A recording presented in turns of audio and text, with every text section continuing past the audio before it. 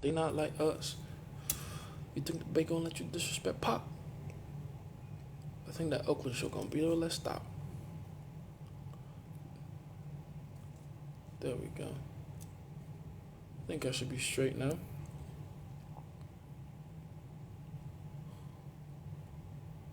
Okay.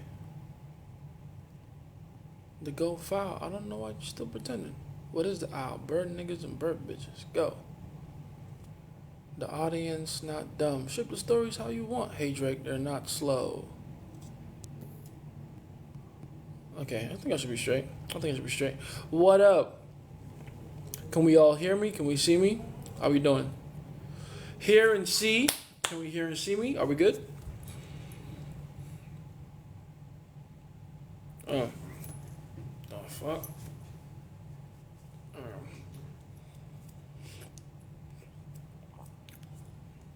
There we go. All right, what's going on, baby? How we doing?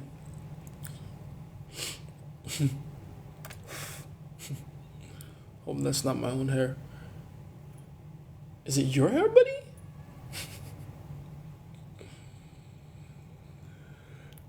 What's going on, Philip? How we doing, man? Can you hear and see me? Awesome. What's going on, The Watcher? Got flashed as soon as I got. My apologies. My apologies. I've been dealing with hair all day and stuff. I've just been straight putting in work, and yeah,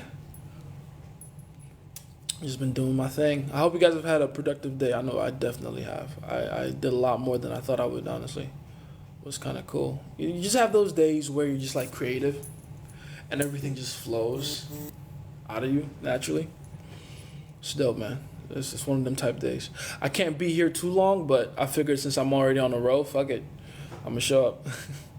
What's going on? Are you sure you what's QRE?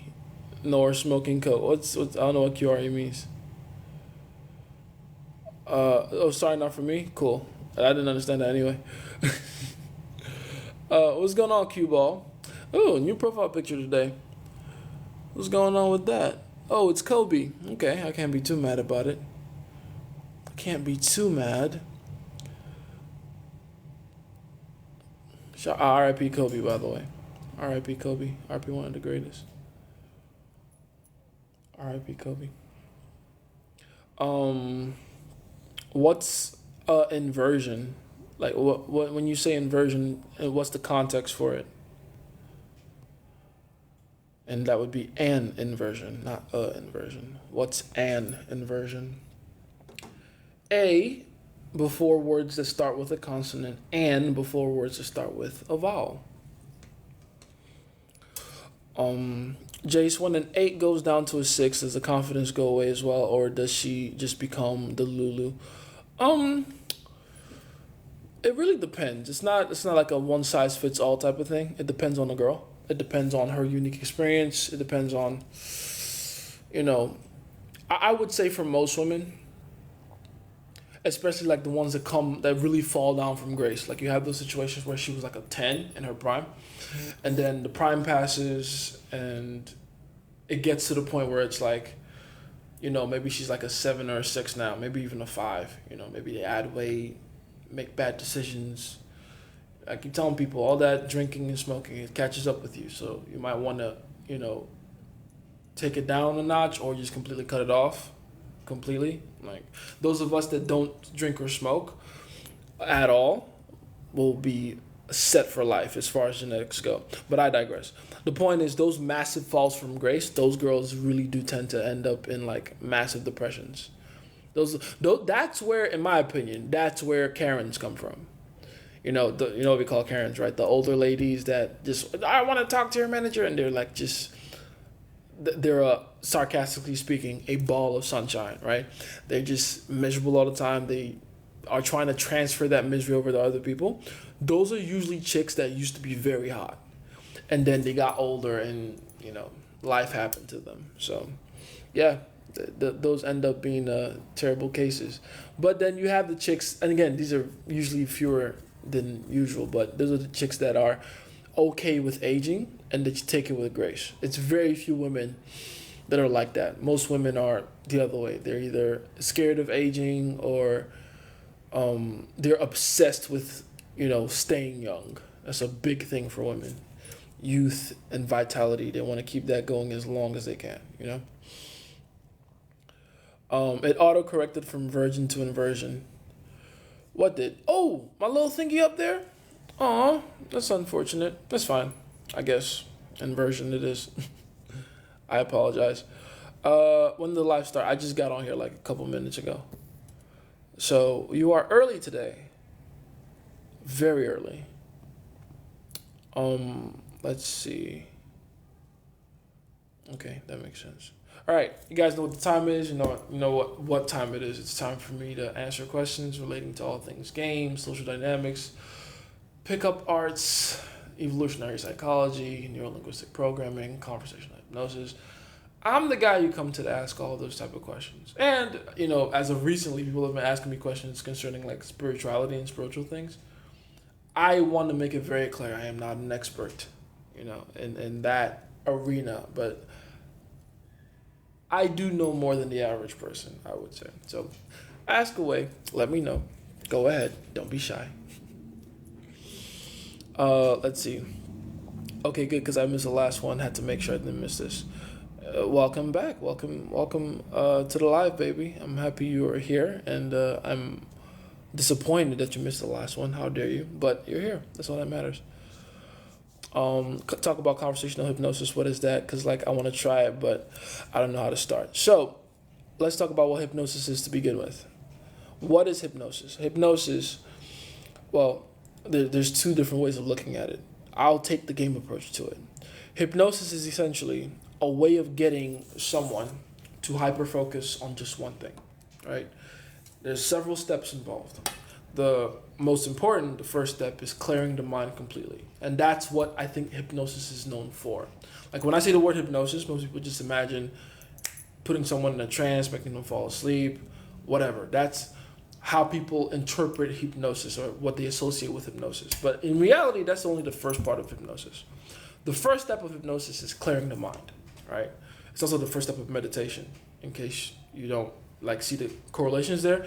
Hypnosis and meditation aren't too far off, but you can think of meditation as self-hypnosis, but I digress. The point is, all hypnosis is for, is getting someone to hyper-focus on one idea, and one idea only for an extended period of time, until it goes from their conscious mind to their unconscious mind, right? That's really what you're doing with hypnosis. Now, conversational hypnosis is doing that through the use of language, right? This is where neurolinguistic programming also has its, its connection to it, essentially. It's being able to allow an idea to seep into someone's mind by using the confines of conversation. That's essentially what conversational hypnosis is. It's saying keywords in certain ways, certain rhythms, certain phrases, certain cadence to allow a specific idea, just one idea. It can't be more than one idea to completely immerse a person into that idea. That's essentially what conversational hypnosis is. And that's why we talk about that in a little bit when we talk about game. Because when you're talking to a girl and you're flirting, you're teasing, you're negging, you're push-pulling, and all those other different things, you're essentially using ideas and tactics from conversational hypnosis, from neurolinguistic programming as well, right? It's everything that surrounds those things in terms of the actual practical application of it. That's conversational hypnosis. I'm spiritual as well. It's interesting to see other people talk about it. Interesting, cool. Let's talk about it. Why not? Let's talk about it, baby. Let's talk about those other dimensions that we live in, that exist all around us, that we might not be good at perceiving, Dreamy Bull. I have no idea what that is. Hey, Sensei, how you doing? San Andrews, how you doing, man? Muted? Am I muted? No one can hear me, or is it a you thing? Are we all good? Can we all hear me? Can we see and hear me? Let me know in the chat.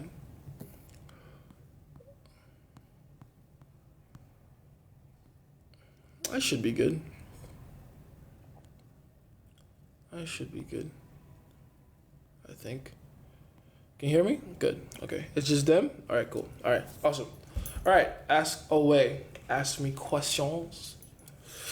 Let me know what's going on.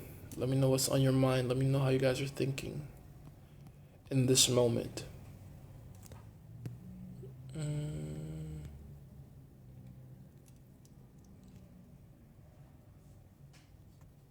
There we go. All right.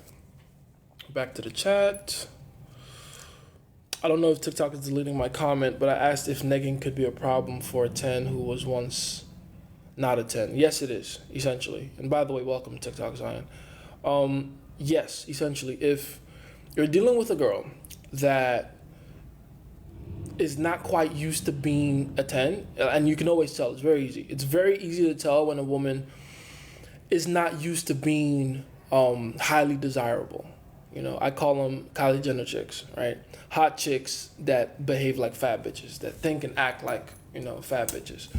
And it can be quite frustrating to deal with those women because they don't have the self-esteem to match their looks and the unique position they're in as a result of their looks. But yeah, being jovial with them can be a bit of a pain.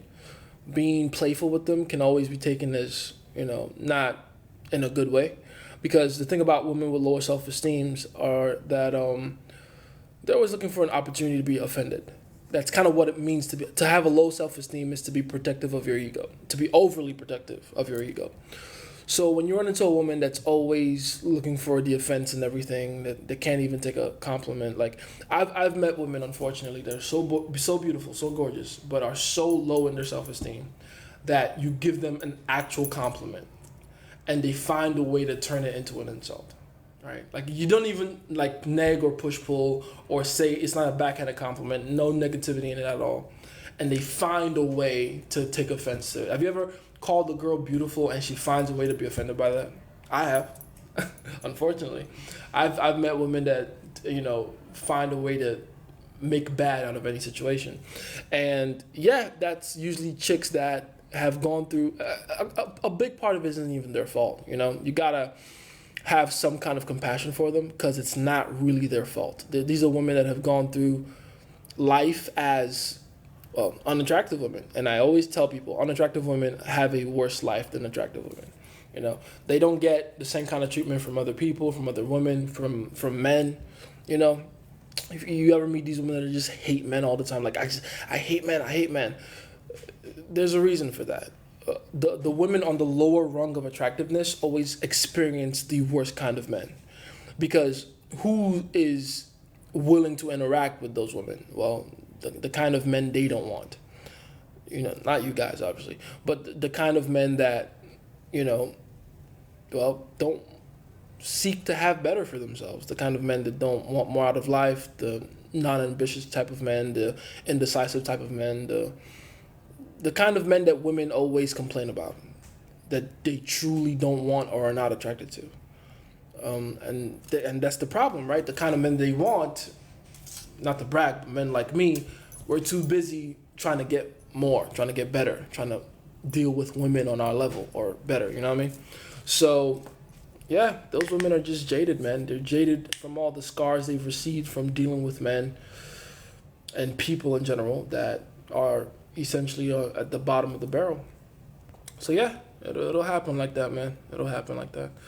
Used the "Are You Sisters" line a few times last night. My friends thought I was a god because of how well the sets went. I bet. And that's just like a small piece of game, like just having the right line for a group. That's the one I gave you guys. When did I give you guys? Yesterday when I was talking about how to open group sets. Literally just, hey, you guys, are you sisters? I usually go, are you twins? Which makes it even funnier because if they're two girls that don't look at all alike, then, it works even better. And obviously, if you use it on two girls that are of two entirely different races, like you have a friend group of girls, and you say, are you twins to the one Asian chick and the black chick, like, it's always going to be a hit. Always. It's just funny.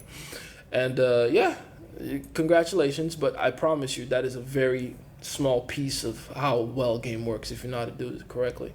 So, yeah, go experiment with that some more and go get some cool results. And that's just the shit I give you guys for free. Wait till you start looking at my paid stuff. Let's see. How we doing, bro? I sent you an Insta DM. Did you watch the Usyk versus Fury fight? Honestly, I don't know why. By the way, I'll check out your DM later. I forgot to do it last night. I got caught up in some other stuff with my girl. But tonight I'm definitely like I'm already answering a lot of texts and going through all that stuff. So I'll definitely get back to yours. As for the Fury versus Usyk fight, hold on. I should probably where's the remote? I should probably be able to just like check it out to you right now. But I don't know why. I just have no motivation to see it because I already see Usyk winning. Like, you know, I don't mean to jinx it, but I don't see how Tyson Fury wins that one.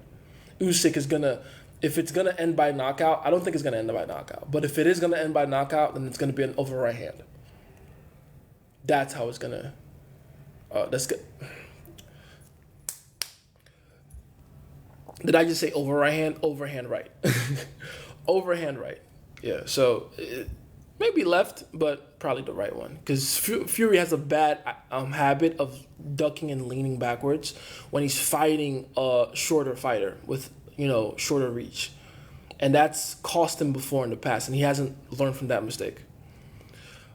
He did win by split. Oh, they've already fought? Shit, I'm late as fuck. They already fought? Oh, there you go. There you go. I've been working all day, guys. I'm sorry. Like, I'm literally wearing the same shirt from yesterday. I have not taken a shower today. I've just been straight working. I apologize. I'm out of the loop today. But, yeah, that makes sense. That makes sense. So, he won by decision. Okay, fair enough. There you go. Fury never had a chance to win that fight. He never had a fucking chance. Our girls whose the ex is dead different when gaming them. It depends on the ex. Not every ex that dies meant something to them. And that's all you guys need to understand. And it's fucked up to say, but it's true. Just because the ex died doesn't mean he's the favorite ex. In fact, this is going to sound fucked up, but I know quite a few women who have ex-boyfriends that died that, they use as currency to get sympathy from the next man, right? But when you peel back the layers and really dig deep into who this woman is and how she really thinks, you realize that, yeah, they were kind of relieved when he died. Real talk. I have like at least 3 women that come to mind when I think about that. At least 3. It's fucked up, but it's true. A lot of these men die as burdens. Now, if he genuinely is like the best thing that ever happened to her and he died, that's tricky. That's an imprint you have to beat by making her feel, and this is going to sound fucked up but weird, but very true on a scientific level, you have to make her feel more of an emotional impact, more intense emotions than the ones she felt looking at that man that she loved in that coffin. Yeah, I know, very hard. This tall fucking order, but it can be done. It actually can be done, and it'll require a lot of creativity on your part. But you got to make sure this girl is worth it. That's all I'm gonna say. You're not gonna put that kind of work for a girl that you genuinely don't like or don't see a future with. So keep that in mind.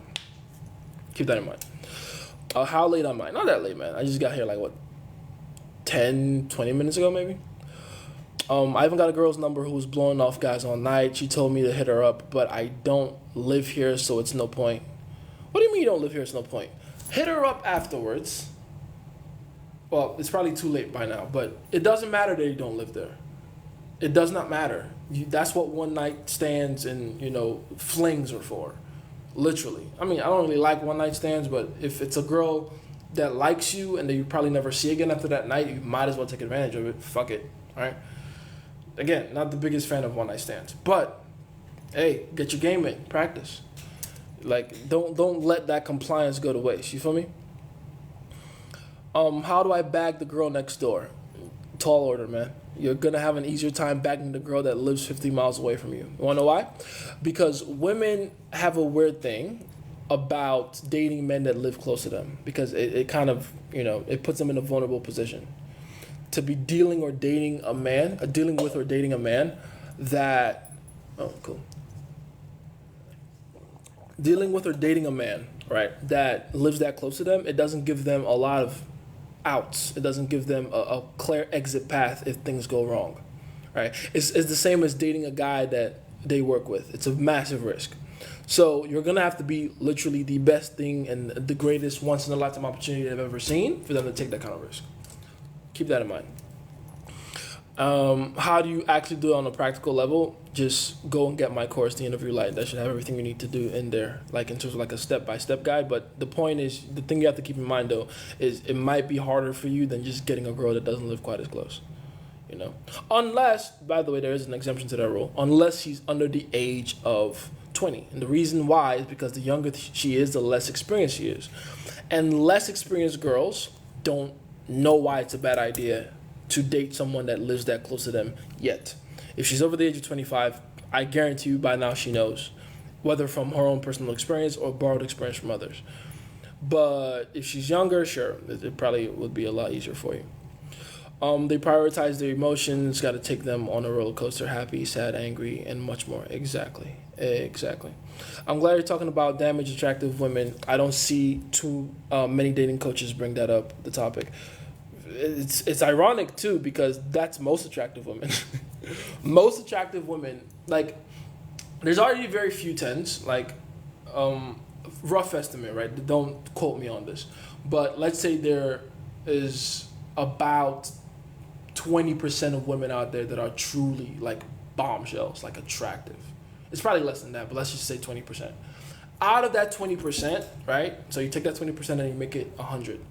Out of that 20%, it's literally like maybe 7-8% of those that are women that have been beautiful all their lives, right? So those are girls that were pretty growing up. They were showered with compliments. They were made to feel good and shown and given their value, so to speak, at a very young age.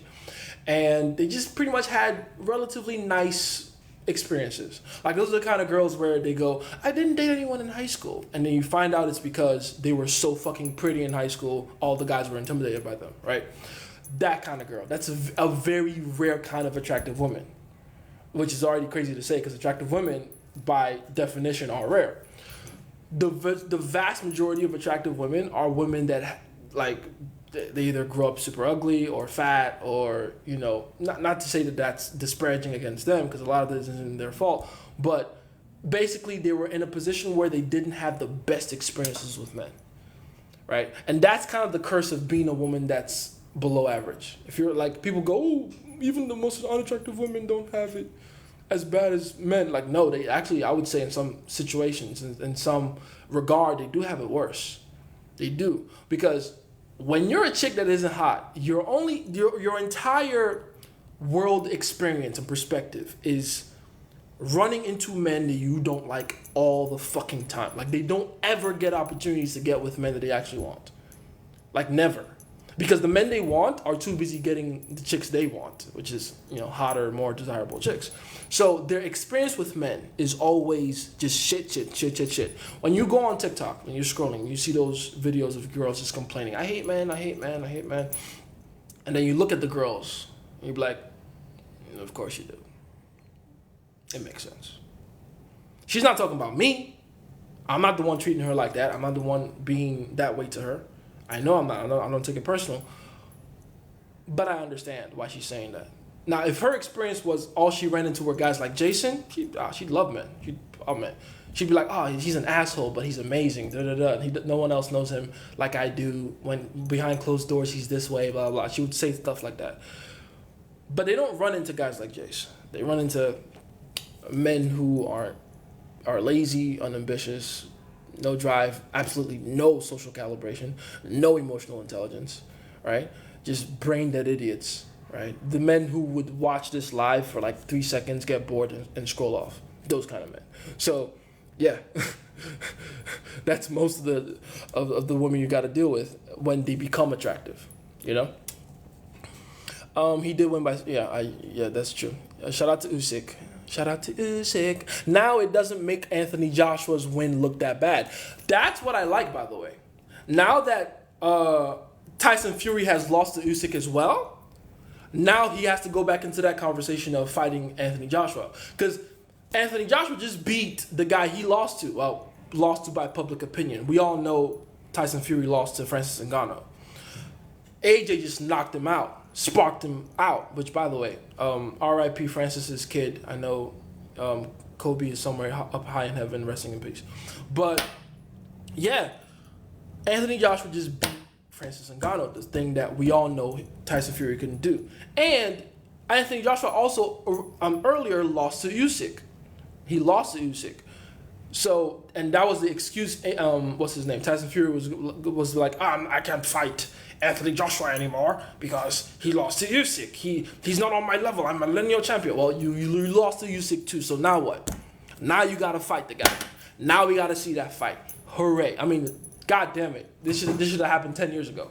But fuck it, I'll take it now. I still want to see it now, right? I still want to see Francis Ngannou versus Jon Jones. I still want to see that shit. I don't care if both of them lose tomorrow. I don't give a fuck. I want to see certain fights happen.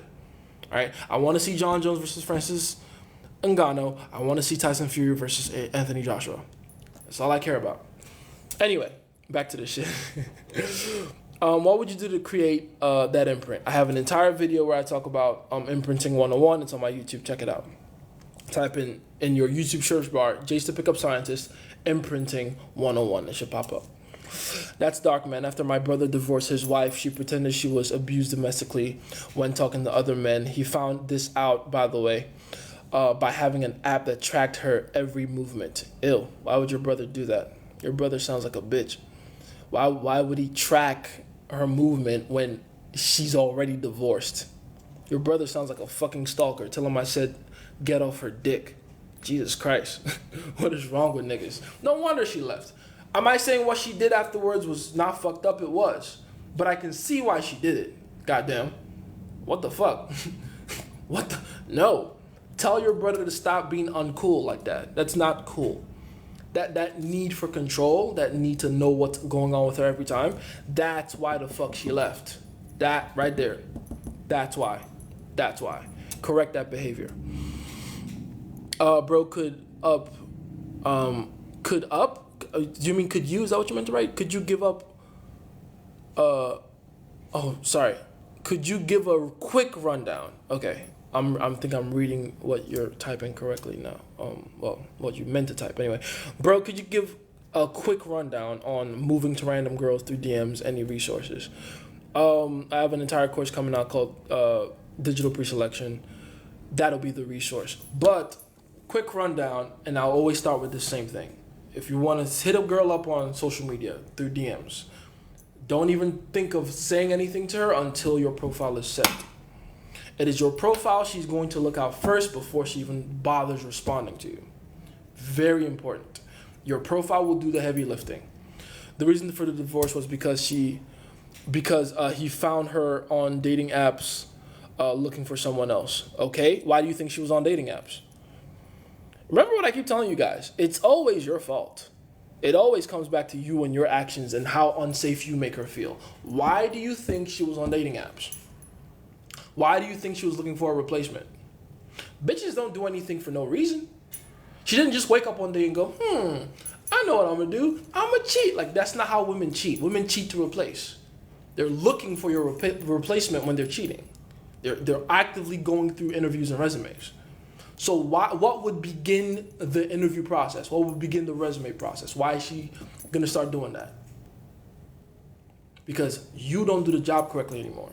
Simple as that. It's that simple. So go and ask your brother why the fuck she started to go on dating apps. That shit. Bitches aren't like, yeah, they have a massive capacity for evil, but it's never for no reason. Like what you think? Oh, she woke up that morning and just went, I know what I'm gonna do.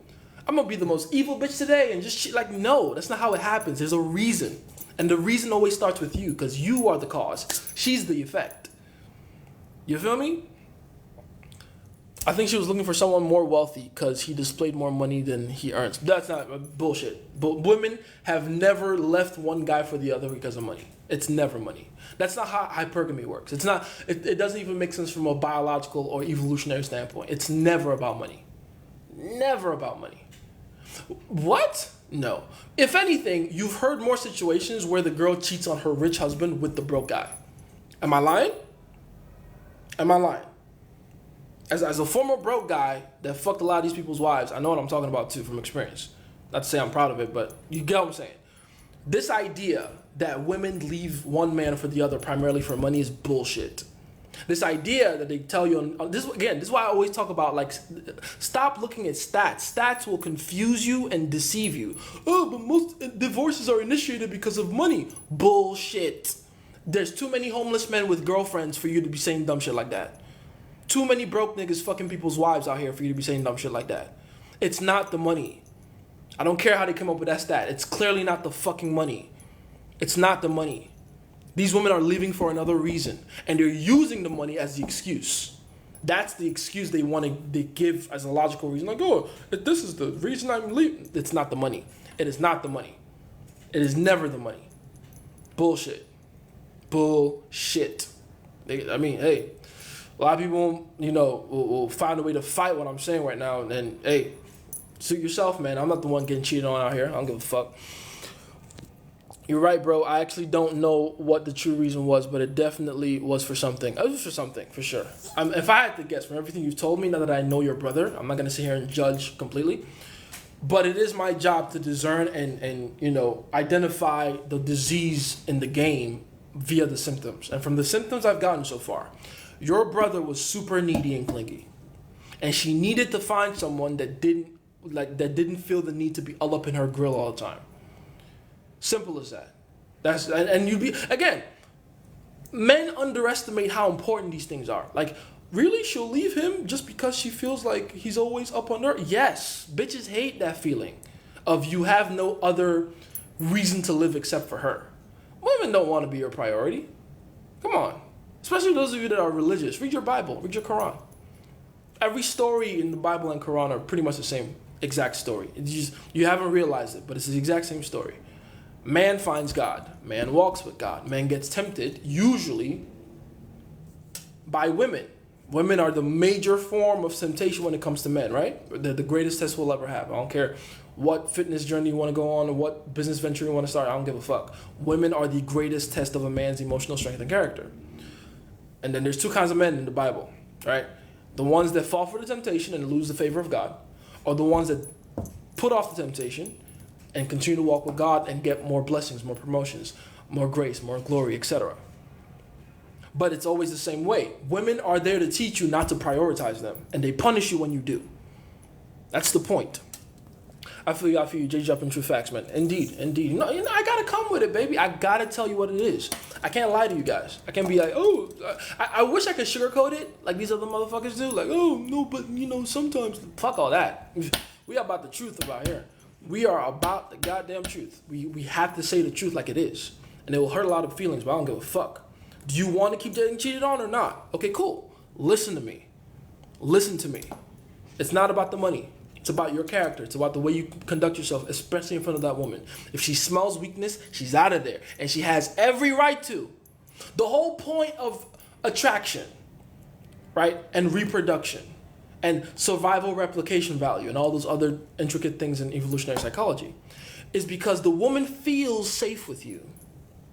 It's because she feels like she's attaching herself, mind, soul, body, spiritually, emotionally, financially, socially, and otherwise, to a man that can increase her chances of survival.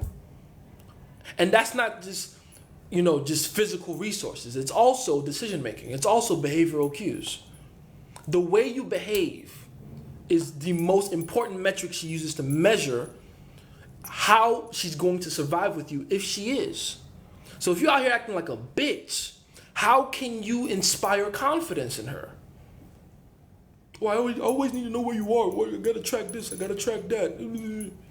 How can, you can't even survive within yourself with the anxiety of not knowing where she is. But you expect her to believe you can handle the adversity that comes with life?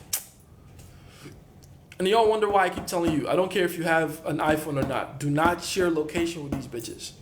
Give them a chance to miss you and give yourself a chance to miss them. Right? So that's why I say things like that. You got to show your woman your capacity and willingness to survive with the anxiety that comes with uncertainty.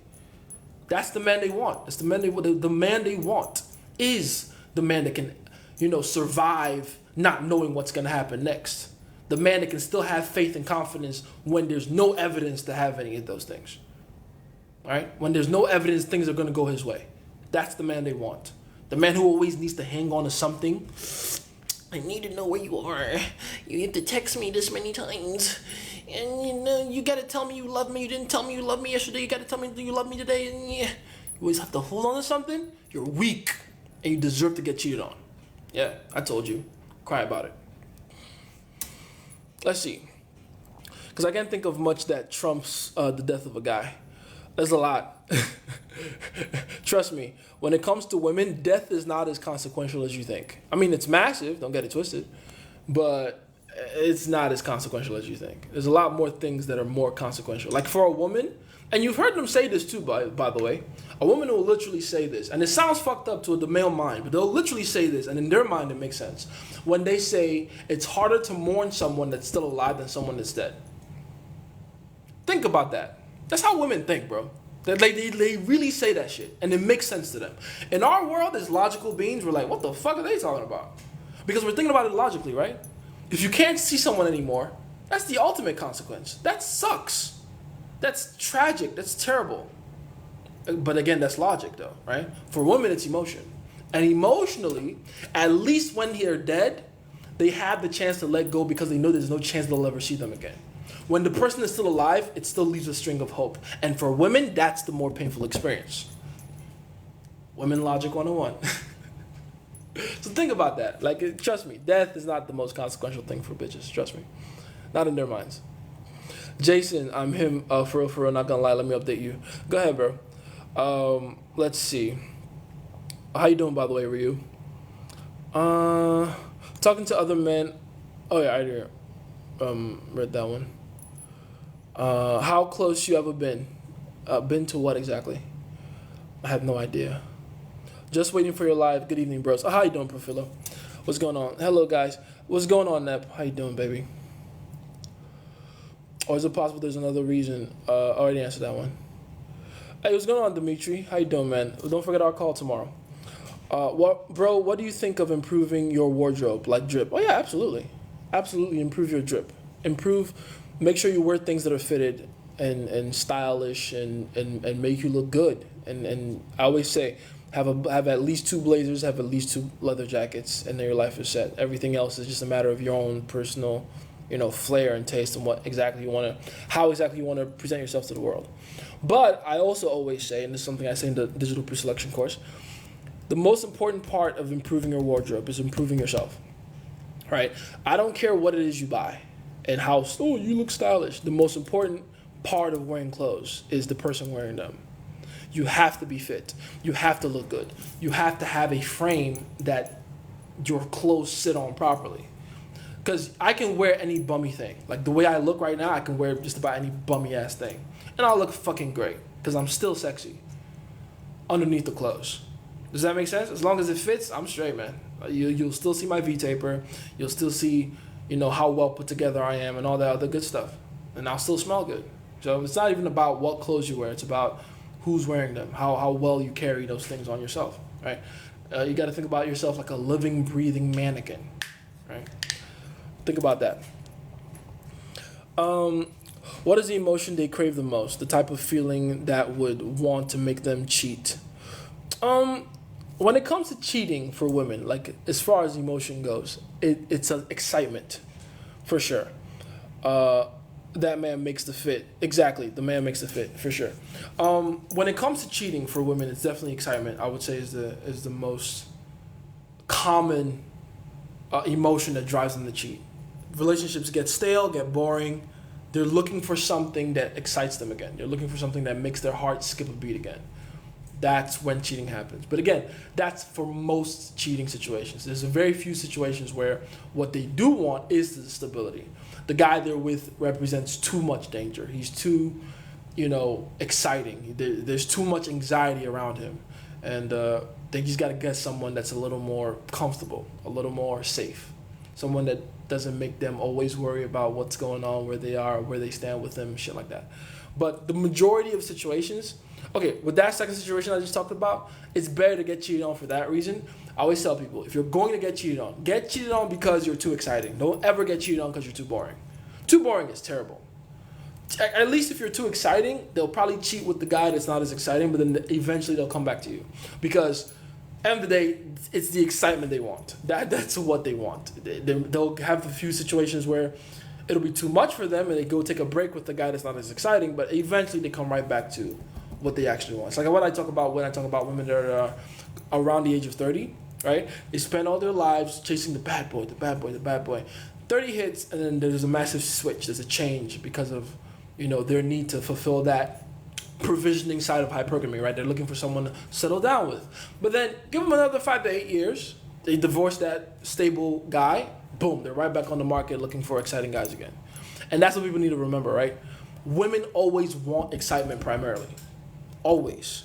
They might run away from it a little bit. They might tiptoe and dance around it, away from it a little bit. But eventually they always want the most exciting guy they can find. And they just hope to God that they can survive with the guy, Jay switches the location out. Your crib, yeah. I'm at the crib. I'm too lazy to go downstairs. But yeah. Let's see. The emotion. Did I already read that one? That's true. Most attractive women are like that. I come across them all the time. Yes. How important is game versus looks? Because I think looks really opens the door and game keeps you in. But if you look worse than another guy but have better game, it's still going to be hard. If you look worse than another guy but have better game, it depends on how much better your game is. It's like it's a very similar argument to like the big untrained guy fighting the smaller trained fighter. Who should win that? Some people would argue, well, weight classes exist for a reason. Looks Fire G, how you doing? By the way, I'm doing great, man. I'm doing pretty good. Some people would argue, going back to that analogy, that the bigger guy will win because fuck how trained or well trained you are. You are a bigger person.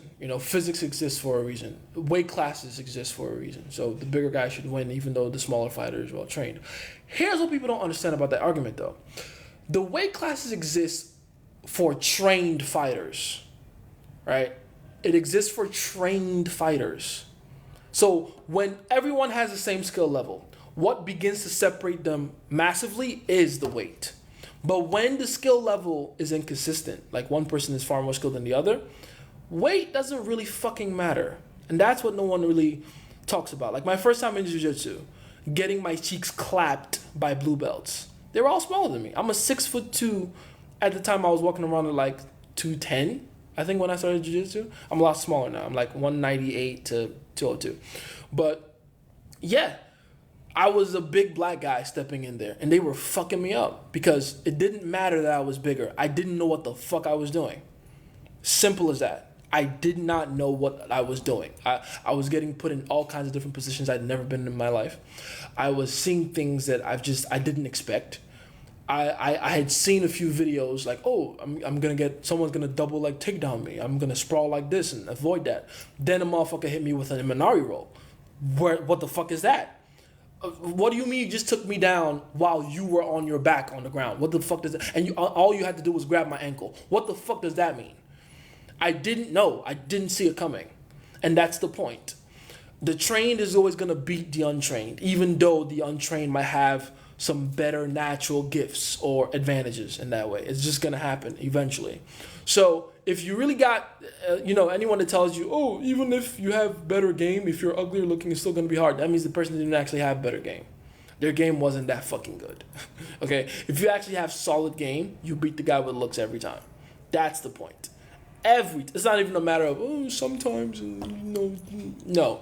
Game is one of those things that happens like on like a turn-by-turn type of thing. It's a turn-based game. So if you have good game, you know how to steal turns.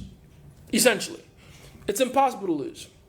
If you actually have better game and you're executing better, you're executing properly. Now, is that to say that looks are not good or not important? Absolutely. It all matters. Like looks matter, game matters, money, status, all that shit matters. But some things matter more than others. And that's kind of the point. Like, yes, looks matter, but does it matter as much as game does? Absolutely not. You can be the best looking guy ever. And you can be so good looking, in fact, women approach you. But here's the thing no one ever thinks about. When you are that good looking, and you are the kind of guy that's so good looking that women do the approaching on you, do you think it's the women that you want? Do you think it's the women that those guys, when they're that good looking, want? Exactly. Right? So keep all these things in mind. It's like different factors and, possibilities and all that stuff. But just work on your game, man. Like your game is gonna give you so much more advantages both in the front and the back end. It will. It just will. So keep that in mind. Let's see. She's super invested but taking time. Taking time to do what?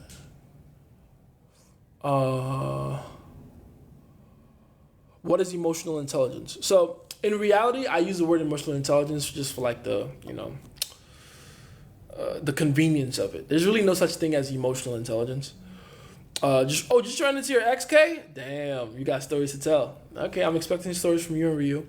But yeah, emotional intelligence isn't really real, or emotional quotient, EQ. Those things don't exist. What I really should be saying is social calibration. That's really what it is. The ability to read other people correctly and make the correct decision based off of what you're getting. That's essentially what it is. It's social calibration.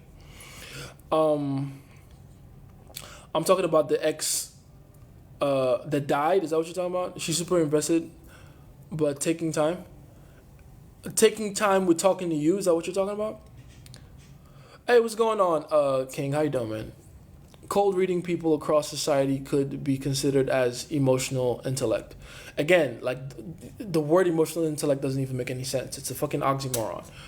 But when you talk about cold reading, what exactly is cold reading as a skill? It fundamentally starts with social calibration, the ability to understand other people. It's social calibration plus empathy, plus correct decision making. That's the formula, right? So we mush that up to call it emotional intelligence, but emotion has no intelligence, and that's kind of the point.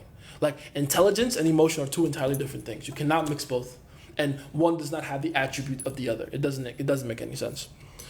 Talked to a few uglies before. They tend to be very skeptical to why you're even talking. Exactly, you're even talking to them. You'll have girls with low self-esteem and low levels of looks, if you want to call it that genuinely doubt your level of interest in them, and as they should, by the way, as they fucking should. That's how you know you're an attractive man, by the way, is when girls start doubting your intentions with them. It's like, good, I'm attractive, excellent. That's the universe's way of telling you, go talk to better bitches. I mean, the emotional thing is, but the understanding people thing is important. You get me? Absolutely, very important. Very, very important. Would you get women if you were mute? Absolutely. I've tested this. It's not even a matter of, speculation. One of the old school challenges that RSD used to give, shout out to RSD, Real Social Dynamics, one of the best, dating companies that has ever existed. It doesn't quite exist the same way anymore, but I digress. One of the old school tests they used to give us is walk into the club and pull without saying anything. Aura pulling is real. Yes, we literally we'll go into the club and we'll pretend like we can't talk, and we either use our phones to text and talk to her if we want to say something that's like super logistic based, or we just go off of grunts like fucking Alex Pereira, and we just lead through the club, like pull from her friends, isolate her, whatever, without saying a word. So it's very you could probably do it at your skill level, Nep. You just don't know it. At your skill level, Nep, you should be able to do it right now. You should be. I promise you can. She added me first when I wasn't expecting it. Oh, that's good. All right, that's interesting. What else happened after that, though? What else happened after that? Why'd you pin that comment? It's like right there. I'm literally scrolling past it right now. I know you said it was not possible to take a girl who is content with her boyfriend, but anything that could even come close. Is there anything that would even come close? Is that what you mean? Okay, so is there anything that could come close to getting her? If she's content, truly content? No, there's nothing. That's one of the best things about game, though. That's a good thing. That you want that to be the case, because that means when you have a girl in that situation, and no one can really take her from you, right?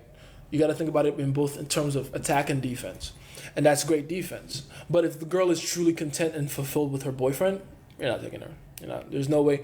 There's really no way to take a woman that isn't like the entire point of seduction, right? The process of seduction, the reason for seduction, is entirely predicated on a lack of fulfillment. You can seduce people that aren't fulfilled. You can sell to someone that has a need for that product. You can create the need for the product, but the need has to be there. Do you see what I'm saying? The need has to be there. If the need isn't there, Now, can you create the need for a boyfriend in a woman? No, not quite the same as selling, because that's something that requires her and her emotional circuitry to, be wired a certain way. She had me where she wants to take time, like, oh yeah, she's using me for attention. She's using you for attention. Get rid of that. She's using you for attention. I don't know how she, why she picked you. Clearly, if she added you first, that means she saw you as prey. She saw you as someone she can get attention out of for free. So maybe change something about your profile. There's something in there that's making her see you as a sucker, and go from there. If you can communicate the product, you can make money off the product. Exactly. If you can communicate the product, shout out to Kanye, by the way. If you can communicate the product, you can make money off the product. Look at Gaga. She's the, what you call it? She's the creative director of Polaroids.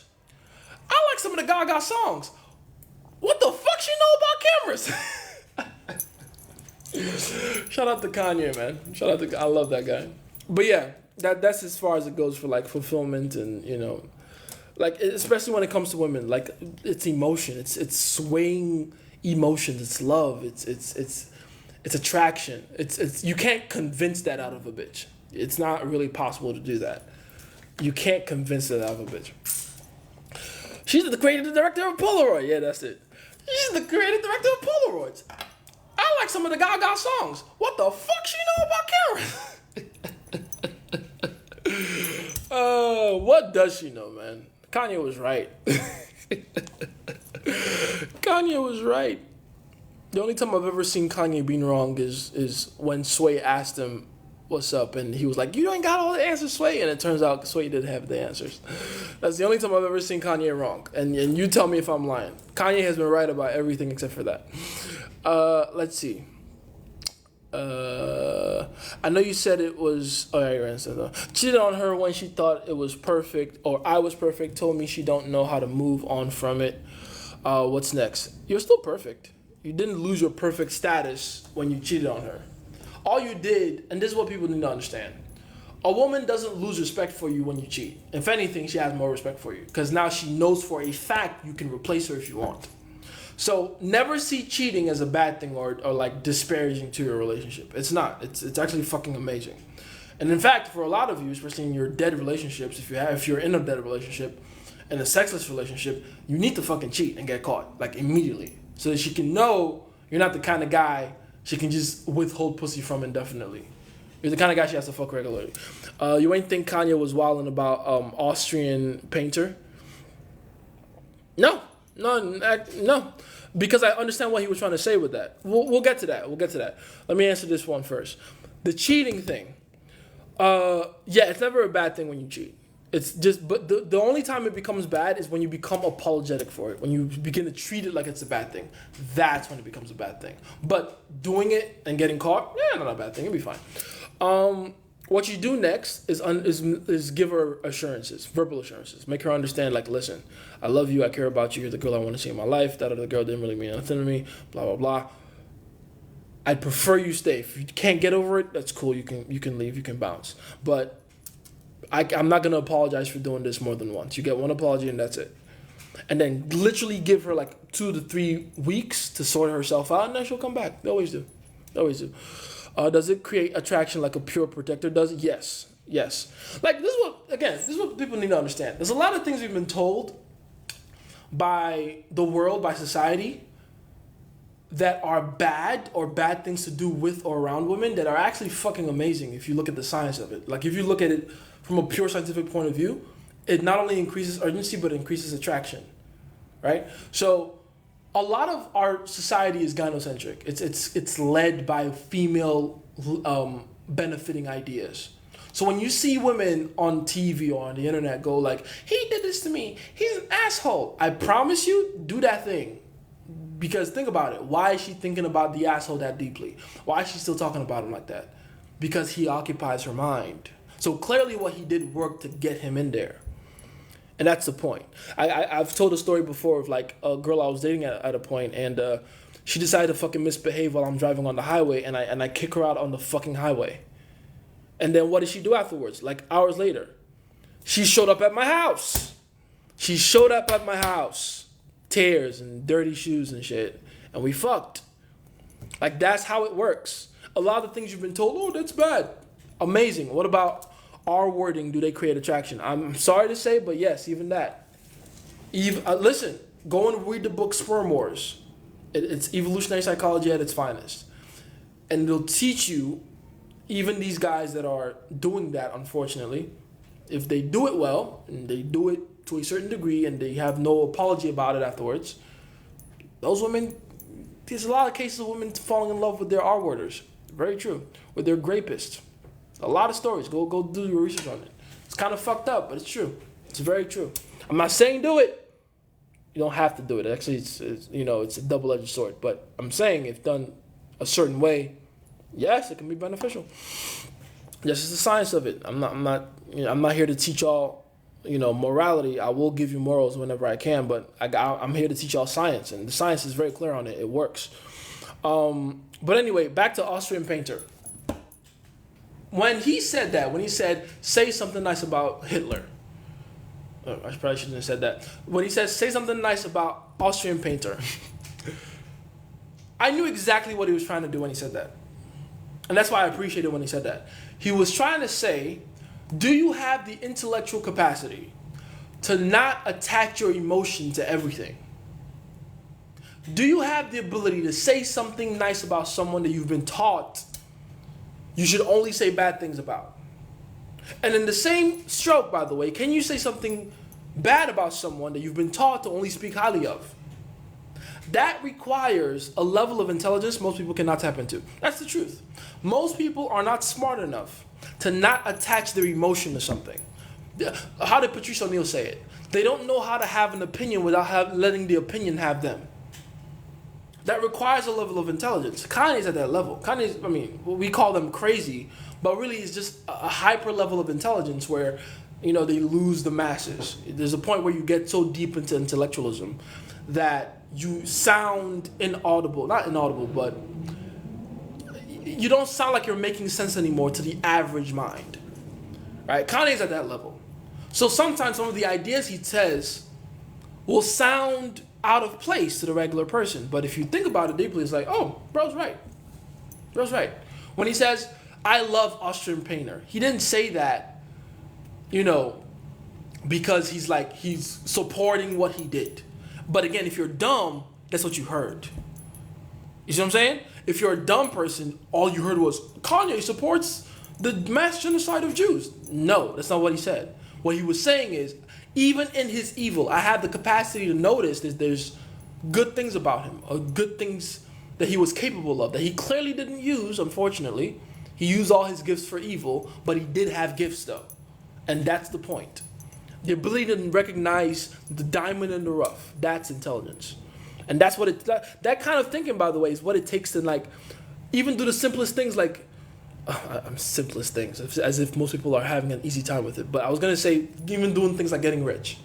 Getting rich requires neurodivergent thinking outside the box, thinking in ways to solve problems in ways that, other people won't think to solve the same problems, Let's say you did that and then gave a verbal reassurance, then it would be like love bombing. Like the cheating thing, yes, essentially. Then it would be like, not necessarily like love bombing, but it's not even really like love bombing. It's like a take it or leave it type of attitude. Like, listen, I already told you I love you, I want you, I need you in my life, I prefer you here, blah, blah. If you, no, the R thing. Oh, okay. Do that. Then that afterwards, essentially, yeah, honestly. Yeah, it's just literally like love bombing. Yeah, that makes sense. It's like love bombing. Let's see. Best advice for club game. Um, what would be the best absolute advice? Make sure you go to a second location. I think that's like something that's underrated for club game. Uh, Two things: leave the club with more than one girl. Two, take them both to a second location that isn't your house, their house, or anything like that. Like a pizza store next door, a boba shop, coffee's place, something that's open late at night but is low investment, like $10, $20, and you've bought the entire table something. And yeah, the reason you want to do that, by the way, is you want to have conversations both in and outside of the club. That's how you build that comfort level and create that immersive 3D experience for her. That way she sees you as like not just some guy she met at the club, but an actual multidimensional human being that she has to emotionally invest in. Something to keep in mind. R plus verbal reassurance. Damn, that's dark game. Don't do this, guys. You ain't here. You ain't here for me. That's literally dark game. Like literally. But again, that's the kind of dark game I would never give. I have a bunch of those like that. Like fucked up, like dark, like evil game, like terrible game, like Genghis Khan game. That's what I call it, and it's literally written in my notes. Genghis Khan game. So yeah, don't tell anybody. Let's see. How do you know who is a protector or provider before a fight? I don't think there's a good, accurate way to know before the fight. The fight itself will tell you.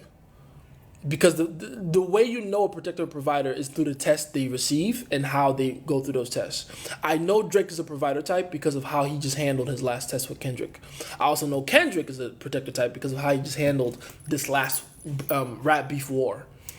So it's the test they go through and how they handle it that let you know who they are. Give it to us in the group chat. The Genghis Khan game, that'll be fucking unethical of me, honestly. Even for you guys, that'll be fucking unethical. There's like fucked up shit in there, like terrible things, like I should probably burn that book. Terrible things. I'm still shocked I haven't burnt that book. Terrible things, but like that's the kind of book when I leave this earth, it's probably gonna sell for like $10 million. Like that kind of information, type shit. Fucked up shit in there though. And I don't even want to talk about how I found out those things. That's a whole different story. Is there anything that would even come... I already answered that one. Is it like a PDF, bro? We need that... We need this ASAP? Fuck you guys, man. No. Have you ever ran Genghis Khan game? I wouldn't talk about it if I haven't tested it. So, yeah. I may not have a couple girls in my life right now that I use that on. And that's why they're in my life. So, more educational purposes, why we need to see a part of it. Y'all trying to game me with the techniques I taught you. Fuck you guys. I feared this day would come. I've always prepared myself for the day y'all start running game on me. And honestly, I'm happy about it.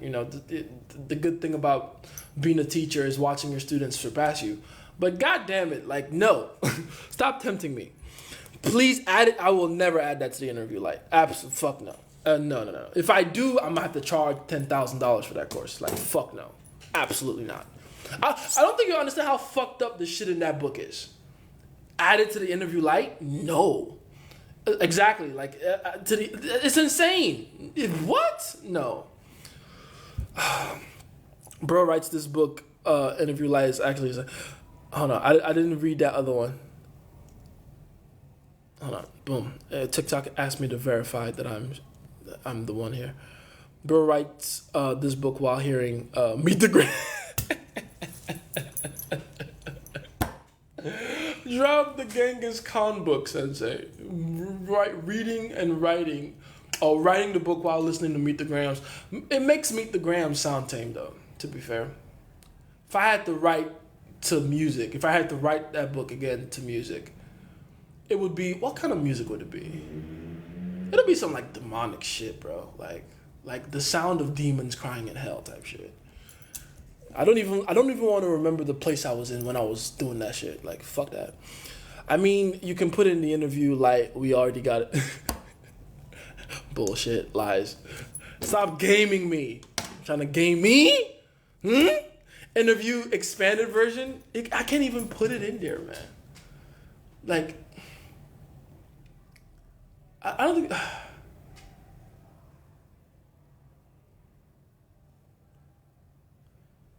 It'll just straight up be unethical of me. It'll be straight like the things I would have to tell you guys to do and do and say with a straight face. I can't live with that. I don't know if I can live with that. I'm not that much of a protector type, Edge. I'm sorry. I'm not a pure protector. If I was a pure protector type, I would. If I was like an Andrew Tate type, I know I'd put that kind of information out. I wouldn't give a fuck. But that is just not for me, guys. I have some niceness to me. Jesus Christ. You know? Drop a part in the group chat. You all are spooky. Pook star. Oh. All right. I'm gonna test y'all out with something in the group chat later. Shit. All right. I'm gonna test y'all out with something. Jace, we wouldn't use it for anything other than education. After all, do with this information what you must. You're lying. And it's not even that you're lying on purpose. You probably don't even realize you're lying. That is the kind of absolute power that absolutely corrupts you. It's not even a matter of like, oh, I'll use it for good. Like, no. No, you won't. No, you won't. At least not the first time. You got to change the frame around. Bro, you trying to reframe it in my head? Fuck you, Farshawn. Y'all are getting too good at gaming me, and it's scaring me now. You gotta change. You sound to me like the way I talk to my bitches. You gotta reframe it, baby. You gotta just reframe. Just look at it a little bit. We would see it and realize how good it is, dude. You would get corrupted. I did, you know, and I consider myself highly disciplined, and I got corrupted. So, nah. I'm gonna give y'all a piece, but that's about it. Let's see. Bro, I made that course, goddammit. Anyway, is there anything that would already read that one? You were born again? Yes, I am. I'm very much born again Christian, which is part of why I'm not gonna put stuff like that out for free. Dag and Jace, you won't give the mods Genghis Khan game? That's crazy. I'll give y'all a piece. Just, Jesus Christ. Yeah, what the fuck have I gotten myself into? I'll give y'all a piece. I think I already know which one I'm gonna give you. Jace, you ain't been acting like a pure protector. You can do better. I don't want to be a pure protector. I've talked about this. Those guys are crazy. No. By the way, I made a video earlier today where I talk about like my list of those guys we were talking about yesterday. The protector types that hide behind the mask of provider. The hidden protectors. Yeah, I made the complete video. I think it was like a 2-part series. So yeah. They trying to get this shit out of me, man. I swear, y'all some hungry ass wolves. We can live with that? No, you can't. No, you fucking cannot. No, you can't. No, you can't. Oh, and you're not crazy. You're more handsome when you're honest. You're more handsome when you're honest with us is a wild fucking double-handed compliment. It's a wild backhanded compliment. I'm going to find a way to use that on a bitch later. Very good. Well done. Well done, Rio. Well done. Anyway, I'm going to ignore those pinned messages and just go back to answering questions. Because y'all some crazy motherfuckers today. Let's see. To taking her or making her own, I already answered that question. Best advice to come. The reason for the divorce was, I already answered that one. Don't blame me for being a good student. I won't hold it against you. Also, please give me a sneak peek of the advanced laws of the game. No. That one is coming out in like a series. You'll see it later. I think she was looking... I already answered that one too. Link in the bio for Jason's self-belief. Yes, indeed. Go get self-belief. It's completely free. Oh, damn, I gotta go out. I gotta go soon. Bro, please, can you ask questions to know if you... Oh, like questions to ask a provider or protector? Is that what you're asking? Again, the best way to test one is the kind of risk they're willing to take. That's really it. How they move through life and how willing they are to, go through shit. Most men neglect their wives. Wives will be toxic and cheat to fill the void. Indeed. Stats are deceiving, very, especially when most people don't know how to read them correctly. Um, let's see. We don't give that as an excuse. That's the excuse men use against us. What excuse are we talking about? Oh, the money thing. You know what? Honestly, I agree with. Oh, you're a chick, right, Nuna? Yeah, you're right too. By the way, like literally, I think more men are concerned with money than women are. So they end up going, oh, money's the reason. But it's like if you ask the woman and you actually listen to her, you'd be like, oh, it's not money. Your dick game is trash. You stop paying attention to her. You stop making her feel excited or anxious in the relationship. You made her get too comfortable.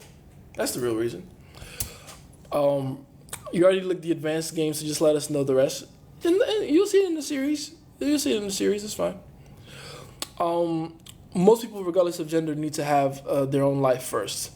You're not supposed to prioritize anyone above yourself, male or female. I completely disagree with that. The only women I've ever loved are the ones that prioritize me.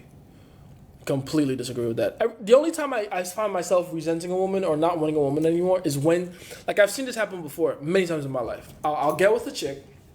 She's amazing. She's prioritizing me, blah, blah. Then all of a sudden, and it's usually because of the influence of her friends start telling her, well, actually, you have to go back to being the girl he fell in love with in the beginning, the girl who was elusive and mysterious and didn't, prioritize him. And then I lose interest in the girl because now she's useless to me. All my girls in my life right now just are all about Jason. They're Jason fanatics. They worship at the altar of Jace. That's why they're my fucking girls. If they were not, they would not be here. Straight up. That simple. So this idea that women, did she used to prioritize something else? No, she does not. If she wants to, she can go do that with someone else. Not me. Not me. Absolutely not.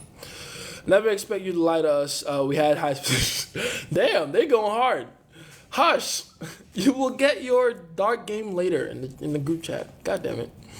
Anyway, is this us to show? Oh shit. My bad. Stats. Feel you. Oh, there we go. Is it sus if you show high confidence and she, is that what you meant? She doesn't give a ish test. Very sus. There's always gonna be some kind of okay, I will say, if she doesn't give one, then look around in your environment and see if you passed one from the environment. Because the resistance, if it doesn't come from her, will come from the environment, and then she'll go off of that. But if there's no resistance at all, yeah, that's very sus. How do you find the Genghis Khan game, though? I'm curious. Honestly, by mistake. A lot of it was, I went down a path I didn't realize I was going down, and then by the time I was in it, I was in too deep. Pretty much. Let's see. Should I leave her alone? Leave who alone? McFly? Who are we talking about? Are you just asking me out of the blue? Well, if you're asking if you should leave her alone, then that means she's probably not showing you a lot of interest. Is that what's going on? We gotta pass all the objections, guys. Guys, stop it. This is not. I'm not teasing you guys here. I'm not trying to give you some shit sets. No. Bro said, Jace, you're indirectly letting us practice objection handling. Indeed. But this is not an objection you'll get past. Not in the same way, no. Bro, you from, what's PA? I have no idea what PA or where PA is. What is PA? Philadelphia? No. Is that PA? I'm Nigerian, by the way. Born and raised. I've been in America now for about 9 years. Let's see. My friend shares location with his girl and now lives with her and parents because of economic problems, okay? I told him to delete it, but he said he can't because she's going to suspect too much. Yeah, I bet she would, because he's gotten her comfortable in knowing where he is all the time. So before he cancels the location, he has to go out of his way to let her know, listen, I don't need you to know where I'm at all the time. And I don't need to know where you're at all the time. I want to give us an opportunity to miss each other so that when we come back home after a long day of work, we can indulge and be excited about each other. He underestimated us. Damn. Chill out. But yeah, give yourself a chance to miss your bitch. Yeah, feel me? We up. I got my Megan Fox 10 chick on FaceTime, gamed her, made her confident, and got girls sending me nudes. That's exactly how it should be. I love it when girls are tough and high barrier to entry. Wait, I meant Jace. Did I say girls? I saw it coming and I still kept reading with my bitch ass. It's fine. It's my fault. One tip I can give for drip is don't dress like everybody else. Exactly. That's actually very good advice. Very, very good advice. Do not dress like everybody else. When you have your own unique style, that's a huge bonus, massive bonus, and you get noticed quicker, faster. Not to say you should go out of your way to dress crazy, but yeah, it definitely helps. Let's see. Stop, Jace 2024. Y'all put me in the frame of the bitch now, and it's working. God damn it. It's like that Netflix show, Sex Life, more exciting. Best ways to be exciting, though. Any examples? Unpredictability is how you create excitement. Whenever you want to be more exciting, you're really thinking about how to be less predictable. So the less consistent you are in your behavior, the more uncertain you make her feel, and the less certainty you give her about where she stands in your life, you're being exciting. Let's see. So you're basically saying we can chill around women. We got to keep them on their toes. I'm saying you can't chill around women. Oh, you probably meant can't, but you didn't, autocorrect or something. But yeah, that's what I'm saying.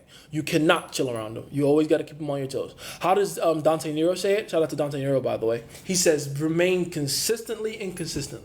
That is exactly how it's got to be. Jace, chill out. That's funny. Bro, Megan Fox literally told me she has no self-esteem about her. Aw. And I have cold read her flawlessly at least 20 to 30 times in our convos. But I literally conditioned her around already to require me for validation and lean on to me to gain confidence. Very good, very good. She told me I'm going to do my best to do better in terms of confidence. Good girl. I like her already, dude. Like, she's bought into the program. She's hot as fuck. She looks like Megan Fox. That's what I'm talking about. Jace, we could never outshine the master. You glow too much, Papi. I intend for you guys to, honestly. I keep telling you, I'm not bullshitting when I say that. I have a massive ego, but not when it comes to that. I am not a good teacher until my students surpass me. That is the point. That is the whole fucking point. If that's not the point, I'm doing all this for nothing. You feel me? That's how I feel anyway. Let's see. I was late to the last live part where you talked about hidden protectors. That's fine. I've already uploaded that live on YouTube. I told you guys I've been working all day. It's already up on YouTube. Go check it out. It's already up on YouTube. The entire live from yesterday is already up. The entire live from today is going to be up by tonight or tomorrow morning. So we working, baby. We out here doing our thing, baby. We out here doing our thing. Let's see. It's like Bradley Martin versus Nate Diaz. Exactly. Same type of thing. Like, Nate Diaz is going to fuck him up. Literally. I'm curious how Keith Lee's a hidden protector. He's a fighter. It's not possible to be a fighter without having some degree of fucked up about you. Plus, there's been things about him that have come out that's like, yeah, this guy, he's a piece of shit deep down. Saying that as a fellow piece of shit, by the way, that's a compliment. But yeah, Keith Lee is playing up the role of, I'm just God is amazing, I have an amazing day. He's playing up the role of good Christian man, but there's some piece of shit in him, and I appreciate it. JF, if you want us to outshine you, give us the dark game happens faster. God damn it, that is a good point. That might be the one that drops my panties right there. Shit, fuck. He's right. God damn it. Shit, he's very right.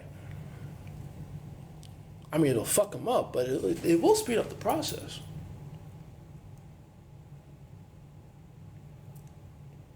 No, wait, no, what am I doing? Why am I letting you game me right now?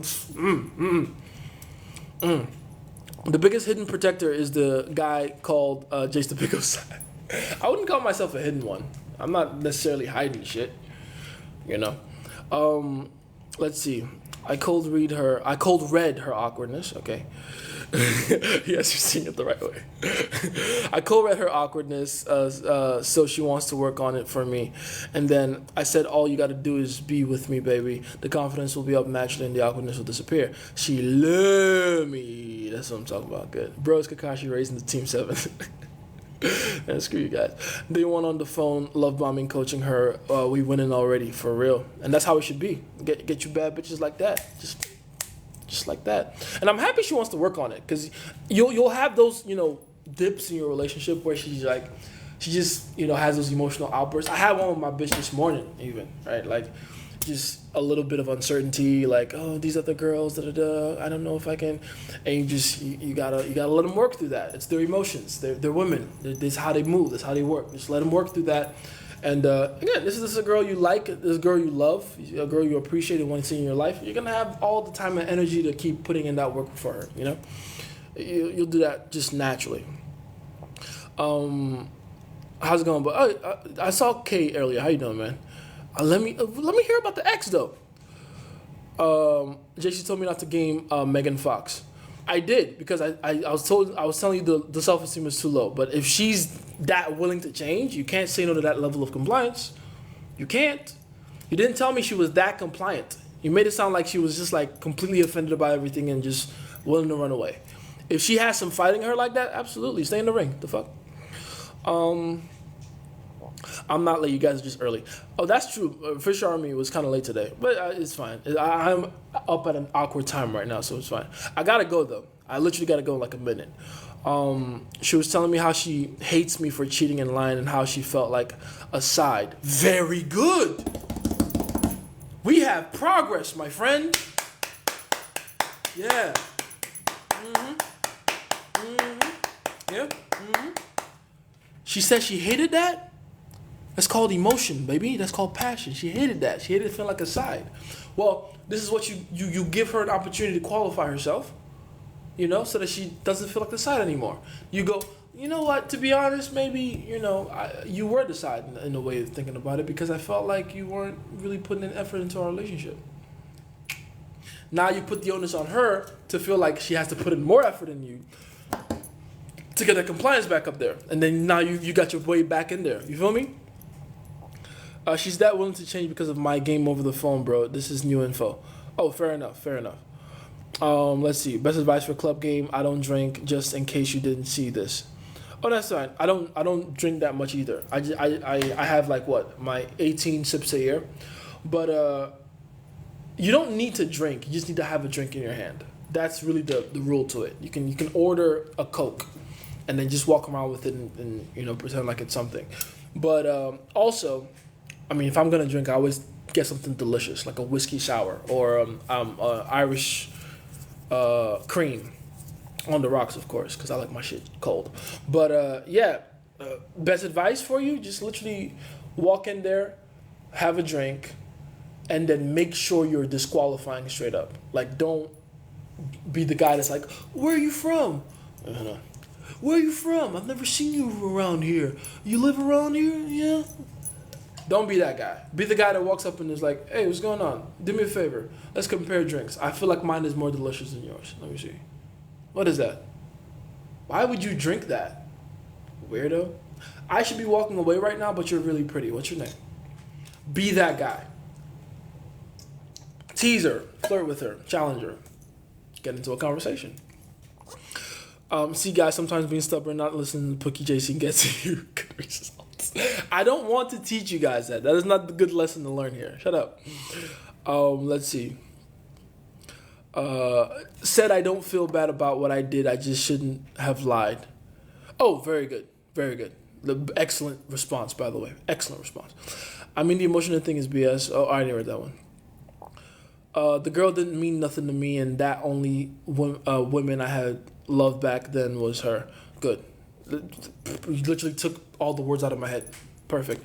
Can a woman have a strong relationship with her father and still be promiscuous? Define strong relationship. Because again, this is something I talk about all the time. There are two, I'm going to say this and I got to bounce, guys. There are two kinds of daddy issues. People don't know this. People only ever talk about the first one, which is abandonment issues. The father wasn't there. She had no boundaries or discipline in her life. There was no dad. There's a second kind, which is that the dad was physically there, but he was a bad example of a masculine man. A father is supposed to be the first and major example of masculinity in a girl's life. If he's not masculine himself, he's going to be a shitty example, and he's going to teach her that that's how other men are. So she's going to walk through life assuming that every other man is as weak and as pathetic as her father. See what I'm saying? So when you say strong relationship with her father and still be promiscuous, it's very possible. Because all these fathers out there that are like, my daughter is my best friend. Absolutely, those guys' daughters are out here just throwing it back for anybody. Because their fathers gave them no boundaries. The fathers were there. He was physical. He was present. But he gave them no boundaries. He gave them no discipline. He didn't present himself to her as someone whose validation she has to chase. The father is the first man whose validation she has to chase. And who she has to think to impress. The first man she has to think to impress. If he made himself someone in her mind that is not worth impressing, then she's not going to do anything to impress him. Including, but are not limited to, fucking everybody that comes her way. That's how it works. So redefine strong relationship in your mind. A strong relationship with her father should really look more like he sets boundaries, he gives her discipline, he gives her a code of conduct to behave by, to abide by, right? And then from there, she has that respect for him and as a result for other men. That's what a strong relationship with her father looks like. Anything else is like, no. When people talk about mommy issues, they mean bad examples. The bad example thing, you get me? Exactly, same thing with mommy issues. All right, I gotta go. I gotta bounce. And I said I don't think I've ever be anything but a bad guy, but care about her. Good. Told her I was a bitch back then and realized that from a course. Okay. And then messaged me and she said I won't. And then ran inside. That's funny. Okay. That sounds like you're making massive progress though. Massive. We'll talk more on IG. Well, me and you, Kay. I love you guys. I appreciate you guys. Go and get my free course, Self-Belief. Go get my personal dating system, The Interview Light. Preferably after you finish going through Self-Belief, because again, my work and my results speak for themselves. So go through Self-Belief, see the value in that. Then when you see the value in that, go get The Interview Light. It's at a certain price right now because it's at a pre-order point. And you get the light version of the course right now. When 2.0 comes out, it gets an upgrade and the price goes up. So keep that in mind. Then, if you want to get in contact with me, obviously all those links are in my bio. Click the link in my bio, schedule a call with me as soon as possible. And, go from there. I love you guys. I appreciate you guys. Thank you so much for everything. Thank you for the support, for the love. I appreciate the fuck out of you. I will see you later and do with this information what you must.